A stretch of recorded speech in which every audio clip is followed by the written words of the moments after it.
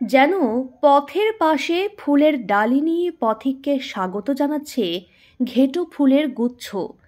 এই ফুল দিনে তার শোভা মেলে ধরে, আর রাতে বিলায় সুগন্ধ। ভোরে শিশির গায়ে মেখে ঘেটু ফুল যেন আরও মোহনীয় শোভা ছড়ায়।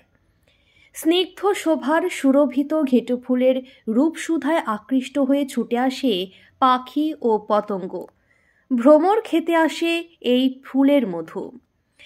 ছোট আকৃতির নরম শাখা প্রশাখা বিশিষ্ট ঝোপ জাতীয় গুল্ম শ্রেণীর বহু বর্ষজীবী সপুষ্পক উদ্ভিদ এটি।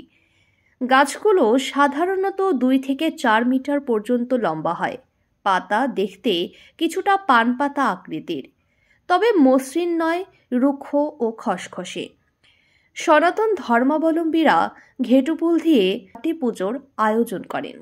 ধবধবে সাদা রঙের ফুলে 5টি করে পাপড়ি থাকে। পাপড়ির গোড়ায় থাকে সামান্য বেগুনি রঙের প্রলেপ। ফুলের কেন্দ্র থেকে 4টি করে 3 সেন্টিমিটার লম্বা মঞ্জুরি ফুলের সামনের দিকে বেরিয়ে আসে।